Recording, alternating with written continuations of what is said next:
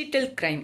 இந்த டிஜிட்டல் கிரைம்ங்கிறது என்ன, அதை எப்படி தடுக்கலாம் அப்படிங்கிறது தான் இந்த வீடியோவில் எங்க பகிர்ந்துக்க போகிறவங்க கூட.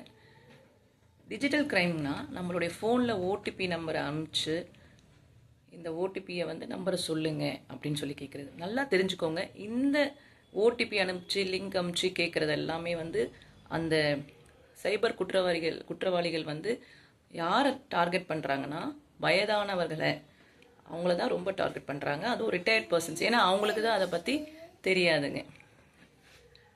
ஏன்னா பதட்டத்தில் அவங்க தன்னுடைய ஓடிபி நம்பரை சொல்லிடுவாங்க. இந்த வீடியோ பார்க்குற முக்கியமாக சின்னவங்க உங்கள் வீட்டில் இருக்க பெரியவங்களை அலர்ட் பண்ணுங்கள். எப்பயுமே ஞாபகம் வச்சுக்கோங்க, எந்த ஒரு பேங்க்ல இருந்தும் ஓடிபி கேட்க மாட்டாங்க. என்ன ஒரு அவசரமாக இருந்தாலும் நீங்கள் எந்த பதட்டத்தில் இருந்தாலும் ஒரு நிமிஷம் யோசிங்க. ஏன்னா யாருமே பேங்க்லேருந்து நான் மேனேஜர் பேசுகிறேன், உங்கள் ஆதார் நம்பர், உங்கள் பாஸ்புக் நம்பர் எல்லாம் கரெக்டாக சொல்லுவாங்கங்க. தயவுசெய்து பதட்டத்தில் கொடுத்துடாதீங்க. அவ்வளோதான், உங்கள் பேங்க்ல இருந்து பணம் போயிடும். ஒரு ஷார்ட்டாக ஒன்று சொல்லிடுறேன். இப்படி தான் ஒருத்தர் தன்னுடைய அக்கௌண்ட்டை ஒரு பர்டிகுலர் பேங்க்கில் வச்சு, ஏ பேங்க்னு வச்சுக்கோங்க, அதில் வச்சுருந்தாரு. அதை க்ளோஸ் பண்ணிட்டாரு. அப்புறம் பி பேங்க்குக்கு போயிட்டார். ஆனால் அந்த ஏ பேங்க்லேருந்து மெசேஜ் வருது, கால் வருது, உங்களுக்கு ரிவார்ட் பாயிண்ட்ஸ் இருக்குது, அதில் 1 லட்ச ரூபாய் இருக்குது, அந்த ரிவார்ட் பாயிண்ட்ஸ்க்கு நாங்கள் ஓடிபி அனுப்புகிறோம், நீங்கள் அதை அனுப்புங்க அப்படிங்கிறாரு. ஆனால் அந்த ஓடிபி அனுப்பிச்சுனே ரிவார்ட் பாயிண்ட்ஸ் ஏன் வேஸ்ட் ஆகுதுன்னு சொல்லிட்டு ஓடிபியை சொன்னோன்னே அவர் பி பேங்க்கில் வச்சிருந்த பணம் போயிடுச்சுங்க, 1 லட்ச ரூபாய்.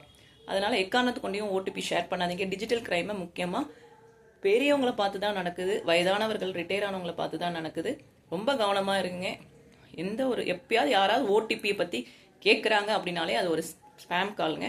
தயவுசெய்து அதை கட் பண்ணிவிடுங்க. அந்த நம்பரை பிளாக் பண்ணி வச்சுருங்க. திருப்பி அந்த நம்பருக்கு கூப்பிட முடியாது. எல்லாத்தையும் சூப்பராக கரெக்டாக சொல்லுவாங்க, நம்புற மாதிரியே பேசுவாங்க.